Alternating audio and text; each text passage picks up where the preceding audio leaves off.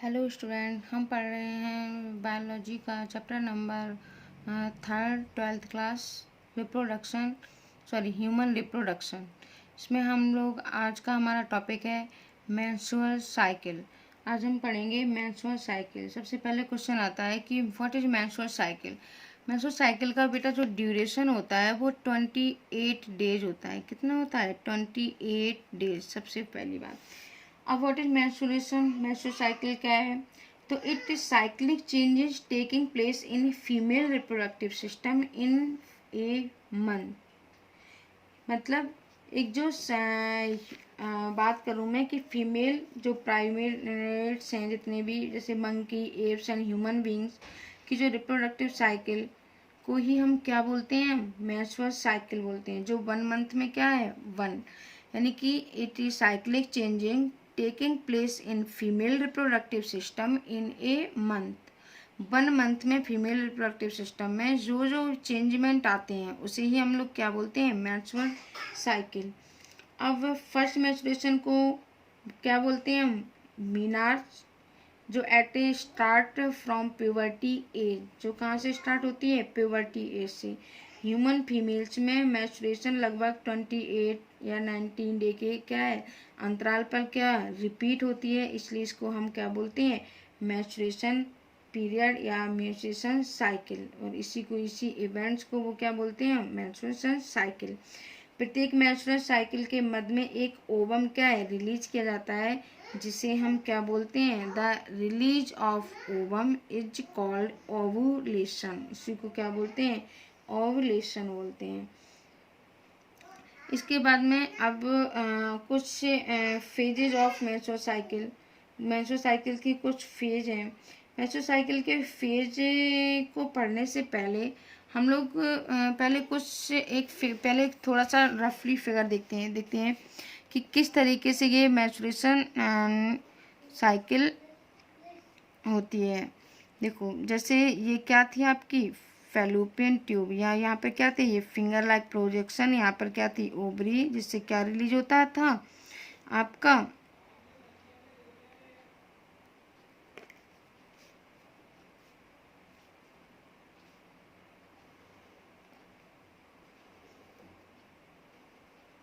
आप अभी देखना बेटा, ज़रा थोड़ा सा इसको समझते हैं, समझने के बाद फिर देखते हैं क्या थे। अब आपने देखा था कि ये यहाँ पर, यहाँ नहीं, इसमें इधर देखते हैं ये क्या है? ये आपकी ओवरी। ओवरी से क्या होगा आप जानते हैं ना बेटा? यहाँ पर ये क्या आपकी, ये यूट्रस की क्या है? ये यहाँ पर क्या प्रेजेंट थी आपकी? लेयरिंग प्रेजेंट थी। सबसे आउटर क्या थी? पेरीमेट्रियम। उसके बाद में क्या थी आपकी? मायोमेट्रियम। और सबसे एंड वाली कौन सी थी आपकी? एंडोमेट्रियम। आपने फिगर में देखा हुआ है, आप यहाँ पर समझना केवल। इस ये ओवरी से ओवा क्या हुआ? रिलीज हुआ। जैसे रिलीज हुआ तो ये क्या थी? Finger like projection. इसको क्या बोलते हैं हम? क्या बोलते हैं? फिम्बरी। फिम्बरी के बाद आपका क्या है? यहाँ पे फिम्बरी के पास में क्या था आपका? इनफंडीबुलम। क्या था? इनफंडीबुलम। उसके बाद में क्या था आपका? स्टमक और एम्पुला के जंक्शन, यानी कि स्टमक और एम्पुला के जंक्शन पर ही आपकी का क्या होता था? फर्टिलाइजेशन। आपका मैंने अभी आपने पढ़ा था कि जो आपका स्टमक और एम्पुला, यानी कि ये आपका क्या है? आपका एम्पुला, ये क्या है? स्टमक। इन दोनों के बीच में यहाँ पर क्या होता है? ये ओवम रिलीज हुआ यहाँ से, इन्होंने फिम्बरी लाइक स्ट्रक्चर ने इसको कैप्चर किया। कैप्चर करने के बाद में ये यहाँ पहुँचा, यहाँ। अब यहाँ पहुँचने के बाद में ये एम्पुला और स्टमक के जंक्शन पे क्या होता है? यहाँ पे फर्टिलाइजेशन। और यहाँ से किसकी एंट्री हुई? मान लो स्पर्म की। किसकी हो गई? स्पर्म की। तो ये स्पर्म में मूव करता हुआ ये कहाँ पर पहुँचेगा? फैलोपियन ट्यूब में, यानी कि ओविडक्ट में। यहाँ पर जैसे ये पहुँचेगा, पहुँचने के बाद यहाँ पे क्या हो जाएगा? फर्टिलाइजेशन। अगर ये फर्टिलाइजेशन हो गया बेटा, तब तो फर्टिलाइजेशन हो गया तब तो कोई बात नहीं। लेकिन अगर फर्टिलाइजेशन नहीं हुआ तो ये जो आपकी एंडोमेट्रियम की जो लेयर थी, जो थिक लेयर थी, ये क्या होने लग, ये थोड़े टाइम के बाद में क्या होने लगता है? ये डेथ हो जाएगी इस ओवम की, और उसके बाद में क्या है, ये थिक जो लेयर है वो धीरे धीरे डैमेज होने लगती है। अब डैमेज होने लगती है, यहाँ पर कुछ हार्मोन्स का भी चेंजमेंट होता है। जैसे कि मैं आपसे बोलूँ बेटा कि एस्ट्रोजन यहाँ पर जो आपकी ओवरी है, ओवरी में आपके 2 हार्मोन्स रिलीज होते हैं। ओवरी में 2 हार्मोन्स रिलीज होते हैं। पहला तो आपका हार्मोन्स होता है जो ओवरी में रिलीज होता है, उसका नाम होता है एस्ट्रोजन, और दूसरा हार्मोन ओवरी में होता है प्रोजेस्टेरॉन। अब इनके फंक्शन आगे हम पढ़ेंगे कि प्रोजेस्टेरॉन और एस्ट्रोजन क्या होते हैं। जो एस्ट्रोजन रिस्पॉन्सिबल होता है सेकेंडरी सेक्सुअल कैरेक्टर के लिए, जैसे कि हाई पिच हो जाती है, ब्रॉड हिप हो जाती हैं, और डेवलप में मिल्क ग्लैंड्स, इनके लिए रिस्पॉन्सिबल होता है आपका एस्ट्रोजन हार्मोन्स। प्रोजेस्टेरॉन रिस्पॉन्सिबल होता है एंड्रोमीटियम। ये जो एंड्रोमीटियम की जो लेयर थी इसको मेंटेन करने के लिए, क्योंकि आप अगर फर्टिलाइजेशन हो जाता है तो इस ओवम को आगे क्या करने के लिए, इम्प्लांटेशन करने के लिए, इसको नरिशमेंट प्रोवाइड करने के लिए ये एंडोमेट्रियम की जो लेयर है वो अपने आप को क्या करती है, मेंटेन करती है। जब ये एंडोमेट्रियम की लेयर मेंटेन, तो इसके लिए हार्मोन जो रिस्पॉन्सिबल होता है वो होता है प्रोजेस्टेरॉन। किसमें हेल्प करता है, आपकी एंडोमेट्रियम की लेयर को मेंटेन करने में। और ये इसके बाद में अगर मैं बात करूँ फॉलिकुलर फेज में क्या होते हैं, प्राइमरी ग्राफ्टिंग एंड फॉलिकल। ये तो यहाँ तक आपको समझ में आया कि आपका अगर फर्टिलाइजेशन होता है तब तो ये एंडोमेट्रियम की लेयर डैमेज नहीं होती है। अगर ये फर्टिलाइजेशन नहीं होता है, in that case endometrium is damage and bleeding is start, और क्या हो जाती है, ब्लीडिंग स्टार्ट हो जाती है। इसके बाद अब हम लोग एक बात देखेंगे जो प्राइमरी, आप लोगों को बताया था कि प्राइमरी फॉलिकल बना, फिर सेकेंडरी फॉलिकल बना।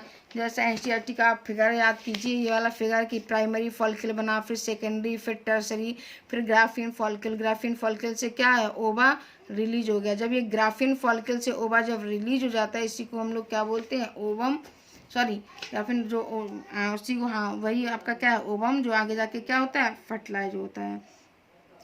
तो प्राइमरी फॉलिकल, टर्सरी फॉलिकल बना, फाइनली क्या है, ग्राफिन फॉलिकल बन जाता है। और 14 डे पे क्या हो जाता है, ओवुलेशन। जब फॉलिकल डेवलप हो रहा होता है तब आपका जो हार्मोन्स उस समय रिस्पॉन्सिबल होता है वो कौन सा होता है, जब ये यानी कि प्राइमरी फॉलिकल बना, सेकेंडरी बना, टर्सरी, जब ये फॉलिकल डेवलप हो रहे होते हैं तो उस समय जो आपका हार्मोन्स वर्क कर रहा होता है वो कौन सा हार्मोन्स कर रहा होता है, एस्ट्रोजन हार्मोन्स। कौन सा, एस्ट्रोजन हार्मोन्स वर्क कर रहा है। ल्यूटियल फेज में ग्राफिन फॉलिकल कन्वर्ट हो जाती है, जैसे ही उस ल्यूटियल फेज को ही क्या बोलते हैं हम, कार्पन। ये जैसे ही इससे ओवर रिलीज हो जाता है ग्राफिन फॉलिकल से बाहर, तो ये जो लेयर बचती है इसी को हम लोग बोलते हैं corpus luteum. Corpus luteum produce करती है एक हार्मोन्स, किसको, प्रोजेस्टेरॉन हार्मोन्स को। और ये एंड्रोमीटियम को क्या मेंटेन करने में क्या करती थी, हेल्प करती थी। आपको पता है प्रोजेस्टेरॉन हार्मोन का और फंक्शन क्या था, एंडोमेट्रियम लेयर को मेंटेन करना। अगर 28 डे पर फर्टिलाइजेशन हो जाता है तो ये कार्पल ल्यूटियम मेंटेन रहती है, और प्रोजेस्टेरॉन क्या है, अपना काम करता रहता है, प्रोजेस्टेरॉन बनता रहता है, अपनी लेयर को क्या है, मेंटेन करता है एंडोमेट्रियम को। लेकिन अगर यदि फर्टिलाइजेशन नहीं होता है तब ये क्या हो जाता है, डिजनरेट हो जाता है, और प्रोजेस्टेरॉन बनना क्या हो जाता है, बंद हो जाता है, और ब्लीडिंग क्या हो जाती है, स्टार्ट हो जाती है। आई होप आपको यहाँ तक समझ में आया होगा। अब हम लोग एनसीईआरटी के फिगर से इस पूरे मैच्योरेशन फेज को समझते हैं कि किस समय कौन सा हार्मोन कैसे वर्क कर रहा है। तो ये देखिए आपकी एनसीईआरटी का, हाँ फिगर देखिए, ये यहाँ से पहले नीचे देखिए कि फर्स्ट से लेके 29 डे तक ये टाइम पीरियड कितना है, 1 मंथ का। तो ये जो बेटा फर्स्ट से जो 3 डेज होते हैं, ये वाला जो फेज होता है ये आपका कौन सा है, मैचुरेशन फेज है। कौन सा फेज है, मैचुरेशन। इस समय क्या हो रही होती है, ब्लीडिंग हो रही होती है। फिर ये 3rd से लेके और जो 13 तक का जो टाइम में पीरियड है ये कौन सा है, फॉलिकुलर फेज है। कौन सा है, फॉलिकुलर। इसमें फॉलिकुलर फेज में क्या है, ओवरी, ये देखिए ओवरियल, ये ओवरी में इवेंट्स हो रहा है, ये हार्मोन्स के लेवल पे इवेंट्स हो रहा है, ये इवेंट्स किस में हो रहा है, यूट्रस में। और आप बेटा जैसे मैंने आपको बताया था कि ओवरी में 2 हार्मोन्स होते हैं, एस्ट्रोजन एंड प्रोजेस्टेरॉन। इसी तरह से पिट्यूटरी ग्लैंड से भी 2 हार्मोन्स रिलीज होते हैं, कौन, FSH and LH, follicular stimulating hormone और ल्यूटिनाइजिंग हार्मोन। 2 हार्मोन्स किससे होते हैं, पिट्यूटरी ग्लैंड से रिलीज होते हैं। अब देखिए ये फर्स्ट से 3 तक कौन सा था, मैचुरेशन फेज हो गया। मैचुरेशन फेज के बाद में ये वाला आपका 3rd से लेके 13 तक ये कौन सा है, प्राइमरी फॉलिकल, सेकेंडरी, टर्सरी, और लास्ट में क्या बन गया आपका, ग्राफियन फॉलिकल, यानी कि मैच्योर हो गया फॉलिकल। और ये ग्राफियन फॉलिकल से क्या है 14 डे पे आप देख सकते हैं ये कौन सा है, 14 डे पे जाके क्या हो गया आपका ओवुलेशन। क्या हो गया, ओवुलेशन। 14 डे पे हो गया आपका ओवुलेशन।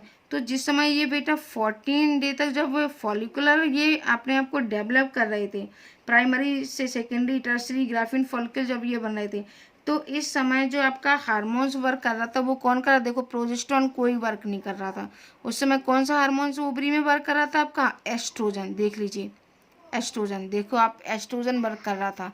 जब फॉलिकुलर फेज क्या होंगे, इंक्रीज होंगे, ये जब तक ओवुलेशन नहीं हो जाता तब तक कौन सा हार्मोन एक्ट करेगा, एस्ट्रोजन।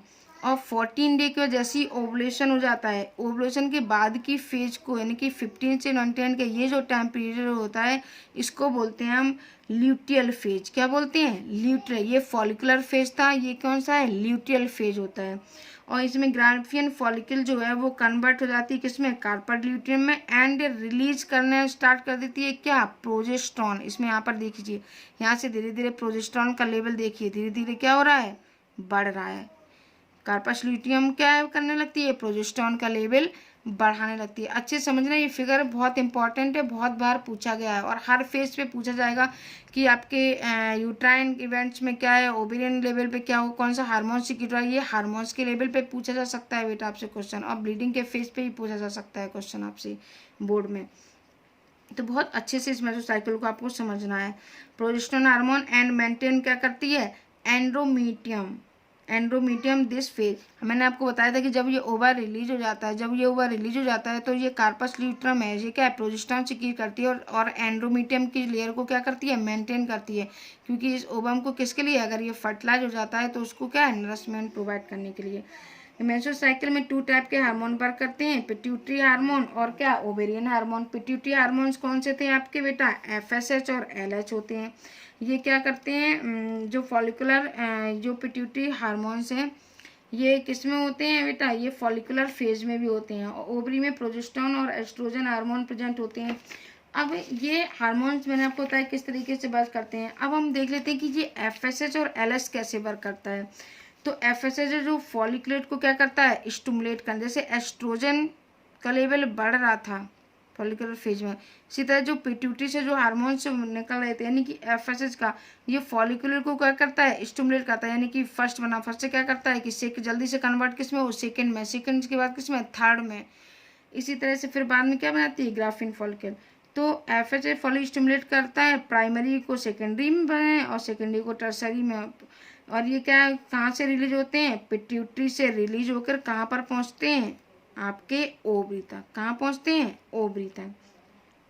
14 डे पर जब अब आप देख सकते हैं कि जब फॉलिकुलर बन रहे होते हैं तो FSH बार कर रहा है, लेकिन जब 14 डे पे जब ओवुलेशन होना होता है उस समय LH सर्ज होती है। क्या होती है, LH सर्ज। देख सकते हैं आपकी जो LH हार्मोन है वो क्या है, बहुत ज़्यादा इंक्रीज हो रहा है। किस फेज में, आपके 14 डे पे बहुत ही बढ़ जाता है ताकि एग क्या हो, रिलीज हो जाए और ग्राफिन फॉलिकल किस में कन्वर्ट हो जाती है, इसी समय कॉर्पस ल्यूटियम में।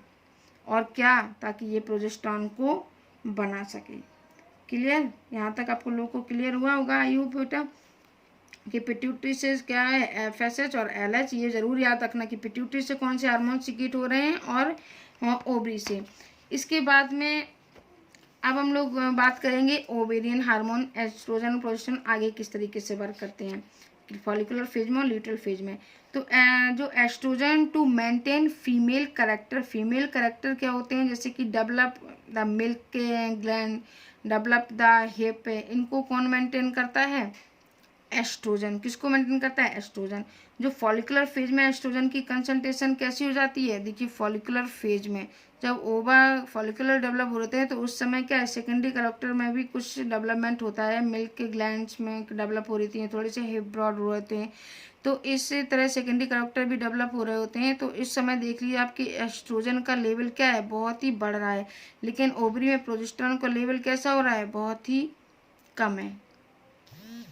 अब ल्यूटियल फेज में प्रोजेस्टेरोन, फिर आगे अब देखिए जब ल्यूटियल फेज आती है, ये जो फेज है कौन सी थी, ल्यूटियल फेज आती है, तो इस समय प्रोजेस्टेरॉन का लेवल क्या है, बढ़ रहा है, क्योंकि क्या है कार्पस ल्यूटियम क्या हो रही है, एंडोमेट्रियम को मेंटेन कर रही है।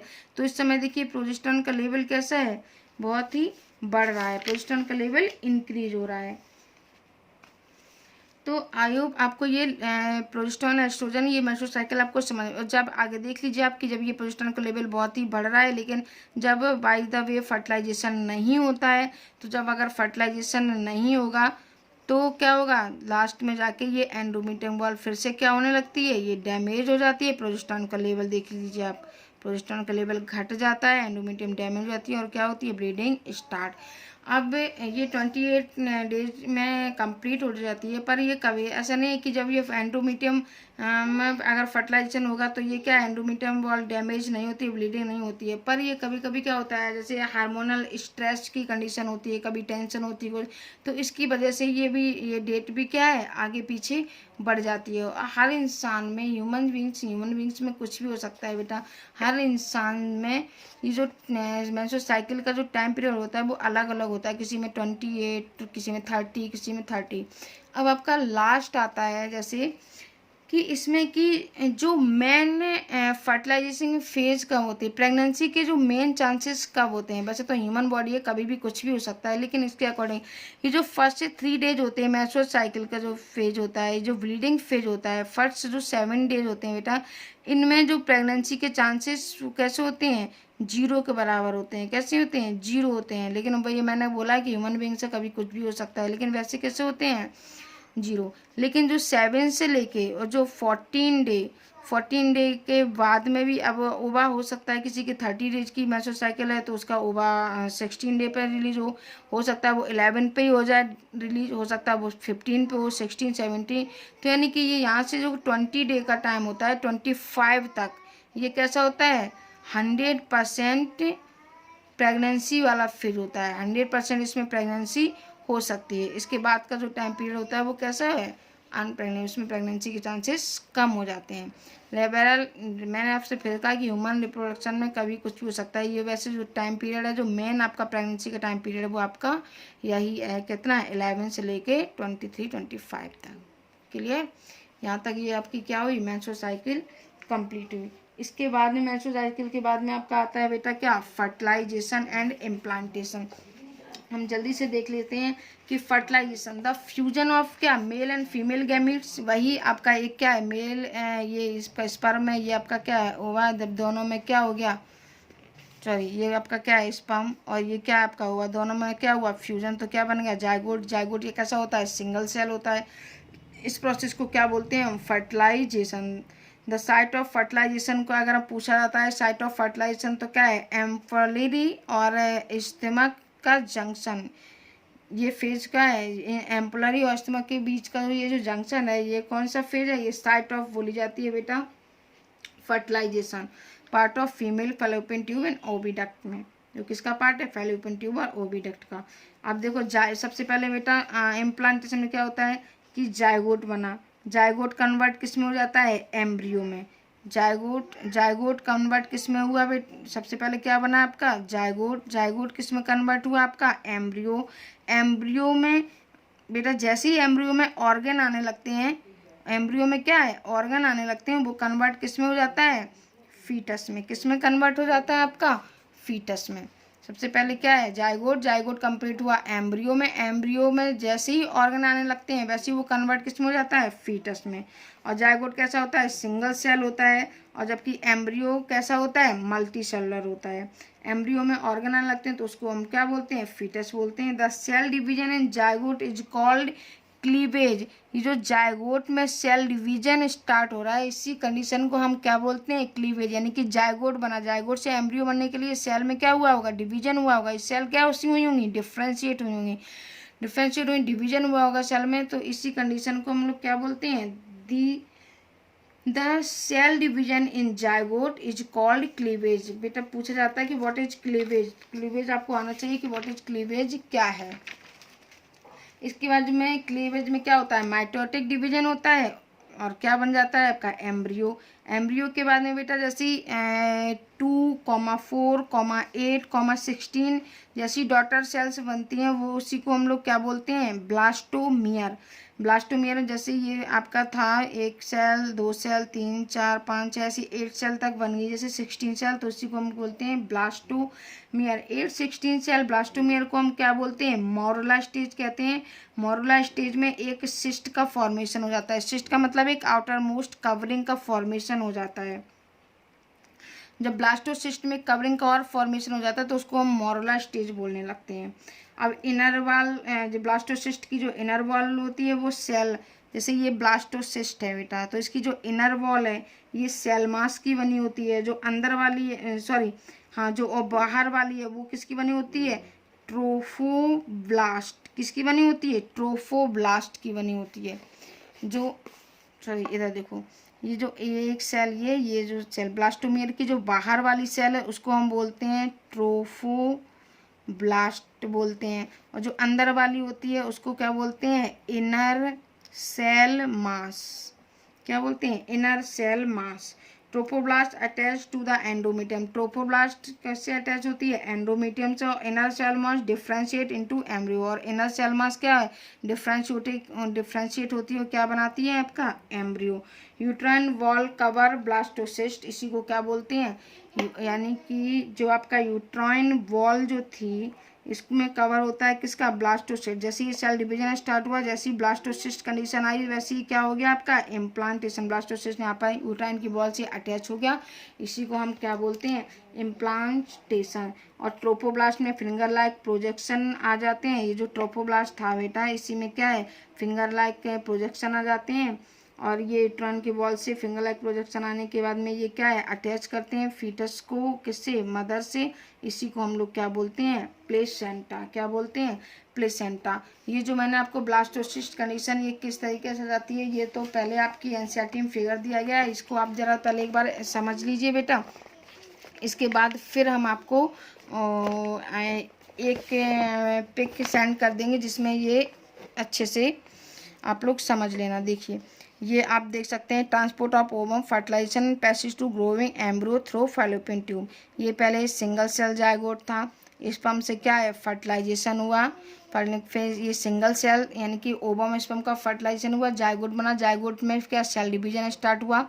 सेल में के 2 सेल, 2 के बाद 4 सेल, 4 के बाद क्या है 8 सेल, फिर 16 सेल, 16 सेल के बाद ऐसे एक आउटर मोस्ट कवरिंग डेवलप हो जाती है। इसको क्या बोलते हैं हम मोरुला स्टेज। मोरुला स्टेज में को ही क्या बोलते हैं हम ब्लास्टोसिस्ट। अब आप देख सकते हैं ये सारे फिगर को देखिए।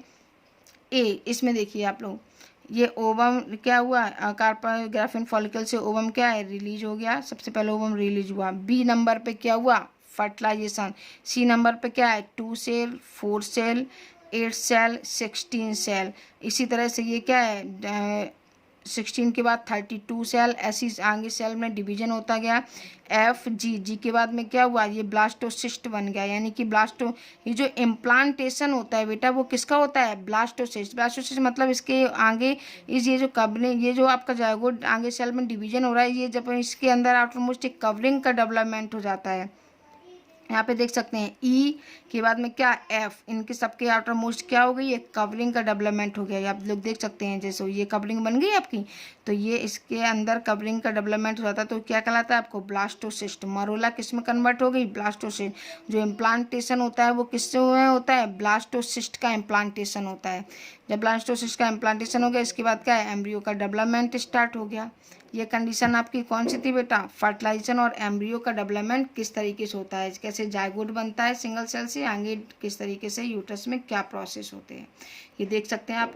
और ये जो क्या था आपका ये ओवरी को किससे यूट्रस से अटैचमेंट करने के लिए कौन अटैचमेंट करता है लिगामेंट। कौन लिगामेंट याद रखना। यहाँ पे आप ABC सारी कंडीशन को देख सकते हैं यहाँ पर देख सकते हैं। आई होप आपको फर्टिलाइजेशन इम्प्लांटेशन क्या हुआ होगा क्लियर हुआ होगा और हम आपको पिक सेंड कर लेंगे उससे आप देख लेना। मैं आपसे फिर से बोल रही हूँ बेटा कि आपका होमवर्क यही है कि आपको जितना मैंने करवा दिया उसको अच्छे से एनसीईआरटी से पढ़ना है, अच्छे से आपको लर्न करना है। लर्न करने के बाद पीछे के जितने भी क्वेश्चन दिए हैं वो आपको सारे सॉल्व करने हैं। और मैंने होमवर्क जब स्कूल टाइम में दिया था कि जब स्कूल ओपन होंगे तब तक आप अपनी एनसीईआरटी के सारे डिफ़िकल्ट वर्ड का मीनिंग क्या करेंगे, नोट कर लेंगे। ये आपका मेन होमवर्क है। और सारे क्वेश्चन पीछे के एनसीईआरटी के जितने चैप्टर मैं करवा दूँ उतने मुझे जुलाई में जब स्कूल ओपन होगा तो बेटा आप सारे क्वेश्चन मुझे सॉल्व मिलने चाहिए आपके कॉपी पे।